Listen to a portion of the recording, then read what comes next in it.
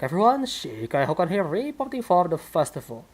So, last time we were using the Abarth 124 Spider, which is a pretty balanced and exciting car, and I really love the styling actually. I mean, contrary on the popular belief that Miata has always been better in terms of styling than the 124, well, I prefer the Abarth. I mean, maybe because the fact that the Miata here is have a bigger front grille, maybe that, and it doesn't really separate to each other. So I guess that's the thing that kind of made me kind of turn off from the Miata. But then again, I don't say this is bad, but it's just a personal preference, alright. But then again, this is the 2016 Mazda Miata. It is, of course, to make it a bit fair, I use the newer one, because if I use the older one, I can just reduce it and put a lot of power on the car. So newer one it is, but then again, how much faster that it can get on the A class? I mean, well, in terms of horsepower, it's actually a lot slower, and I forgot to turn off my camera. Okay, I mean I could, but I forgot about it. So I can ruin the view there. And well, let's just go straight up into the upgrades here. So obviously we use the stock engine. Yes, I mean, and the option is quite a lot compared to the 124. The 124 Spider only has the inline 4 turbo. This one has the 3.2 liter inline 6, the 6.2 liter V8, the 1.6 liter inline turbo, inline 4 turbo rally, just like the Abarth, obviously. And lastly, the one that came from Mazda is the 2.6 liter 4 rotor racing, which is a rotary engine. I believe it's from the 787, and I did use this on the previous generation of Mazda here, but that thing is brutal to drive. So also, of course, I keep the engine naturally aspirated. I mean, I could use the single turbo, but well, I want to have something that doesn't use turbo. So here it is. This is the more down to basic car than the others. So obviously we can have the usual Forza stuff here, which is also make it not looking good, to be honest. I mean, well, it's quite the hit and miss when it comes to aero kit, but yeah, obviously on this car, the front splitter is kind of good, but the rear wing is eh. So tire, yep, it's also a race tire. The front has 245 and the rear has 255, obviously because they use the same chassis. And it has a track width option, unlike the 124. I only pull it slightly on this one because I mean I could do that, but it's to add the PI, but this one looks nicer, to be honest. And the rear one is also do that, because if I pull it up too far, it's just I guess. So yeah, obviously the drivetrain is maxed out. So how about the weight? Fully weight reduced, and it is 200 pounds lighter than the Abarth 124. Of course, we can put on the roll cage, and this roll cage is quite more decent than the Z4, but I prefer the Abarth one because that's a lot more aggressive. I really like it. This one is kind of, yeah, it's good enough. It is good enough, but it is definitely a lot better than the Z4. And the rest of this stuff here is obviously race for the engine, sport intake, stock manifold, stock fuel system, stock ignition, sport exhaust, race cam and valves, that's mandatory, stock valves, stock engine block, stock oil cooling, and straight flywheel. So some of the part is the same, but since it's a lot lighter, it cannot get more horsepower. I mean, I could, but then it will go up into the higher PI. So how much that does make? 219. It's not too bad, but it is 100 horsepower less than the 124. So let's see if that's good. And of course, it is so ideal with the wake uh, wake placement here. It is 50-50. That is the most ideal thing that you can get from this car. So yeah, let's just go to the test track and see how fast it can go. Alright, welcome to 310 test track on summer again, because to make a fair comparison. So this is the Mazda MX-5 Miata, the 4th generation or 6th generation, depending how you see it. I'm not sure because some of the articles still say it is the 4th generation because it is the ND, and other articles it says the 6th generation. I'm not sure, so yeah, take what you want. So let's just go then. So about this car, it's obviously a lot slower, but I'm pretty sure this car is all about the, you know, the thing about keeping momentum here and there. And in fact, it's really nice on turn. And yep, just keep the momentum and you'll be fine. Oh wow, okay, it's really fast on the corner actually. I mean, well, the 124 is a lot more balanced when it comes to speed and the turn. This one is so nice on the turn. I really like it.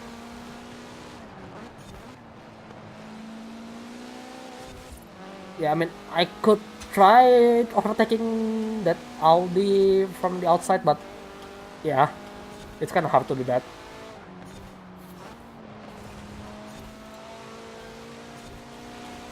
Oh yeah, it's so nice that it can just do that.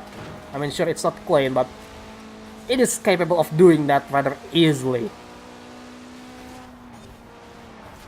I mean, I could go faster than this Charger on turn, like so. I mean, yeah, MX-5 is all about the momentum keeping. And keep the ref high and you'll be good. But it is struggling to keep up on the strike, so yeah, it is a lot slower too, due to the fact that it has less horsepower and the engine is less built up than the Abarth. But it is lighter, so it's so much easier to handle.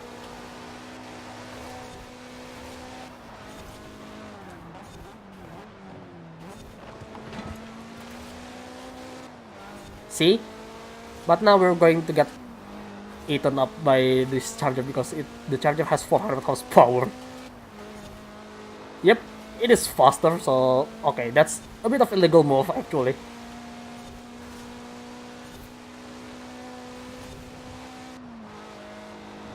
That Charger is really keeping up on the strike line.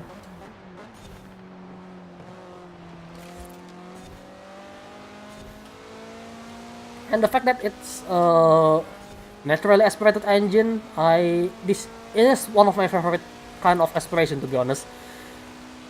They are really linear most of the part.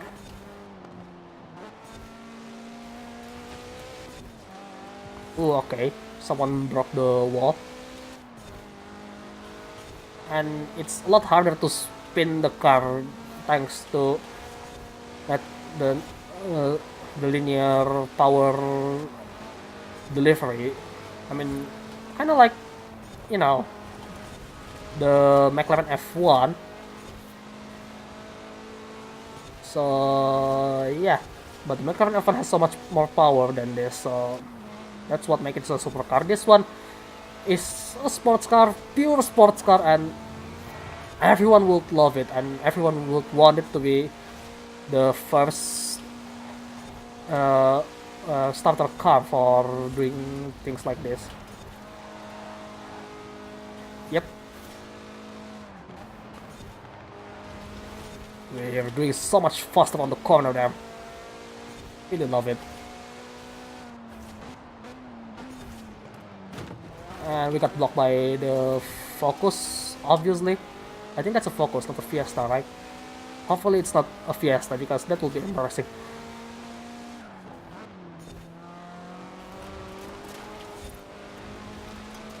And it can throw out the rear end if you really want to, but well, you just... Oh my god, this car is really following my command rather easily. It's just very obedient compared to the other two. Why are you braking there, buddy? Well, maybe because you're heavier. Fat ass. But look, on the corner, this car is so strong. It's just so good on the corner.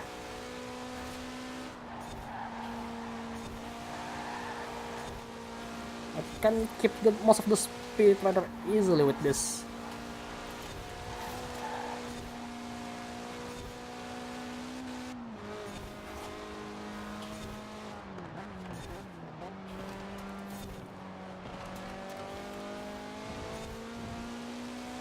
There you go.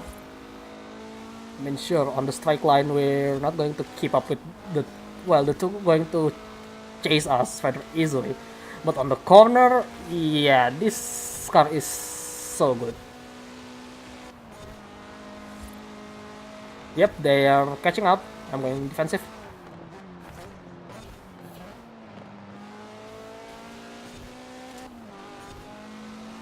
And let's try to run away here. Probably we cannot outrun them due to the fact that we are lacking in horsepower department. But, well,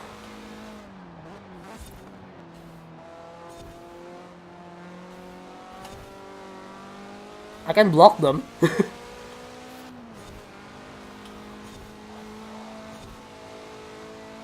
And on this corner, you can just flat out.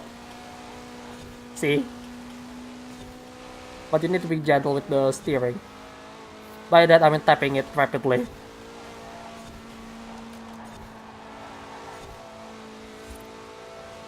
And a bit of oversteer there, but it's fine. We need to run away because on the strike line, oh god, they're really catching up rather fast.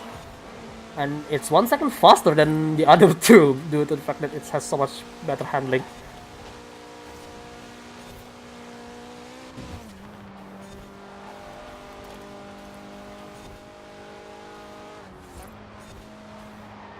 Okay, don't overshot it now. There we go. That was...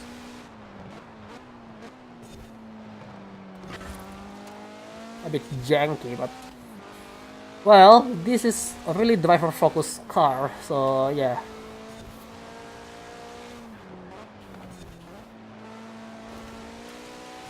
Keeping the momentum is what MX-5 all about.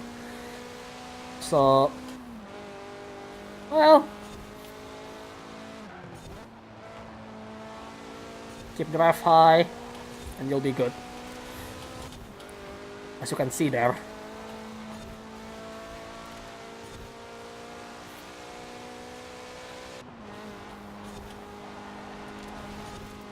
It's just really easy to drive one of these. I really recommend it if you're a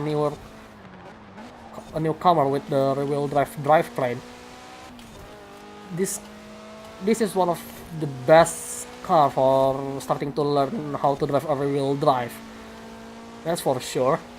Wow.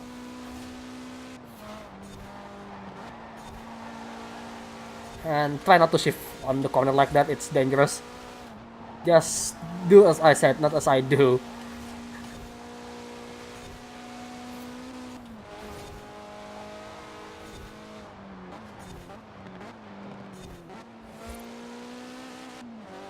As you can see, I managed to screw that corner again, of course. Apparently I make a better time every time I get into the second lap, and the third lap is just worse. Not sure why.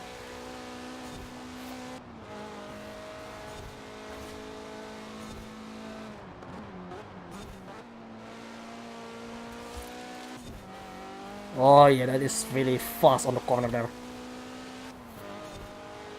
But yeah, this car is so nice.